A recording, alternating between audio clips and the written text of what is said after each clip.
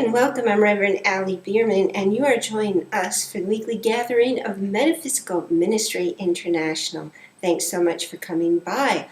What we do here is we explore the 99% of reality that you cannot experience with just your five senses. So it's a matter of learning what's really out there, what's really in the seemingly empty space between the video that you're watching and your eyes, you.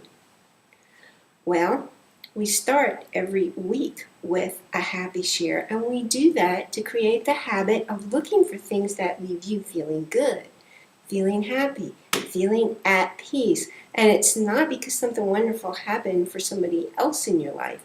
It's because something happened that just made you, yourself, just feel good, feeling ultimately happy.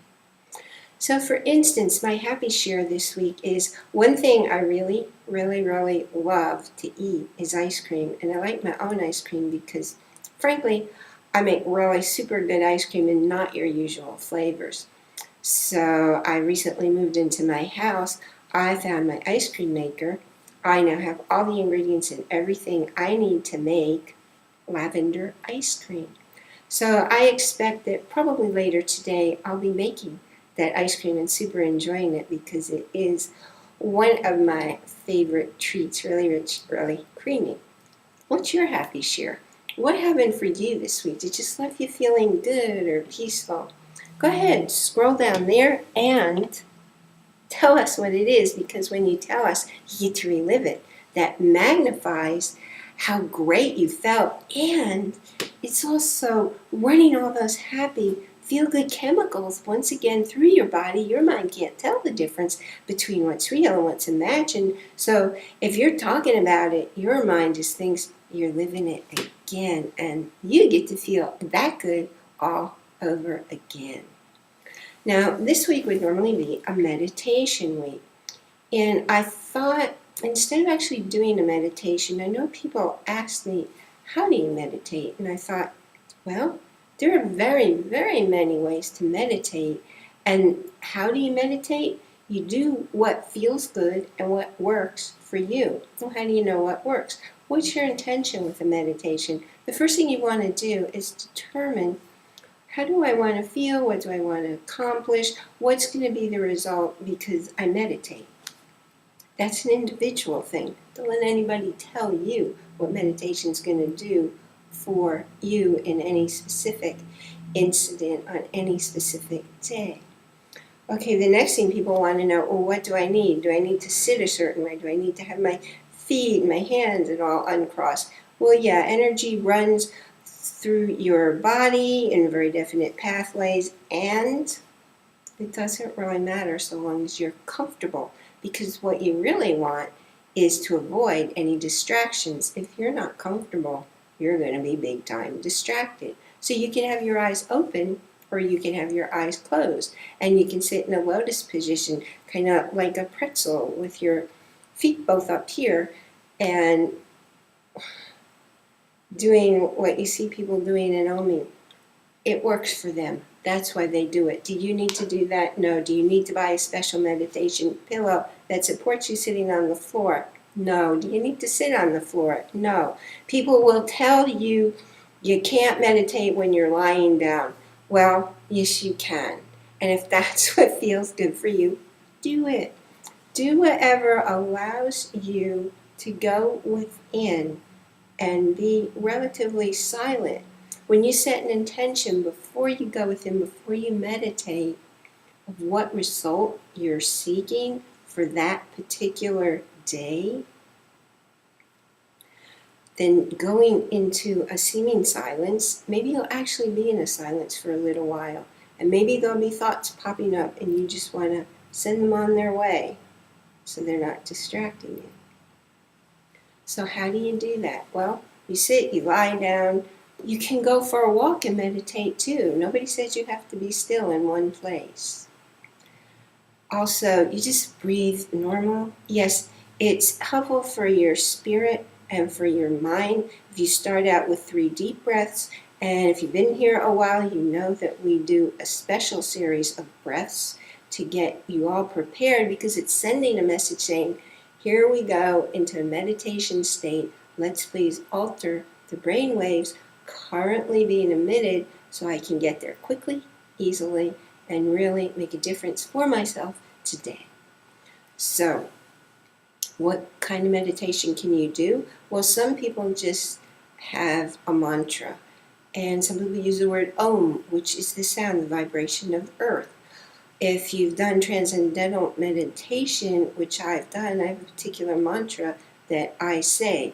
There are words that don't have a meaning for you. That way they are not distracting you. And the purpose of the mantra is to keep you focused on something so your mind doesn't wander off, wander away, and you get to really be at peace, because many, many scientific studies, more than 500 as a matter of fact, show how your body calms down, show all kinds of health benefits as well as emotional benefits to meditation, because you're just being still and quiet and relaxed and peaceful. And when you allow it to happen, you'll also be getting answers. Excuse me. Excuse me. Whoa. Now, I know when I first started meditating, I was looking for what to do, and I have a number of tapes where somebody tells me it's called a guided meditation. Well, I don't really care for somebody telling me what to do step by step, or what I'm seeing or where I'm going. I wanted to be on my own. But if that's something you like, there are all kinds of free meditations online. There are meditations that have technologies that play in the background that are talking into your mind, out of your awareness. There's all kinds of stuff. And if you do a search on the internet, you'll find quite a variety. And you know what I suggest?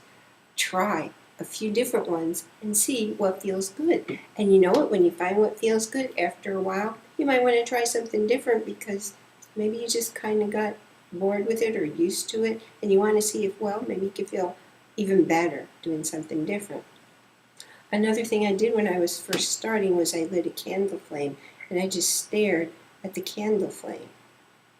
I don't know why it worked, but I felt myself going into and being one with the flame, and I found not just great peace, but I kept going back and having flashes from past lives. Will that happen to you? I don't know. Was I even intending to do that? No, it's just what happened for me. So the thing about meditation is find a way to sit quietly, stand, walk, but just to be for yourself and by yourself and inside yourself, to know what's going on with you, because in the silence you can hear better, hear the messages coming from your own spirit. And do it, start out with 3 minutes. You don't have to sit there 2 hours or all day or 3 days. Do what feels comfortable for you, and as you feel comfortable, you may want to extend it. I personally don't time myself anymore. A transcendental meditation is a 20-minute period with time going in and time coming out. I no longer time myself. I do until I'm done. And I recommend you do what feels right for you, and I definitely recommend doing it. Do you know that really successful business people meditate before they make important decisions?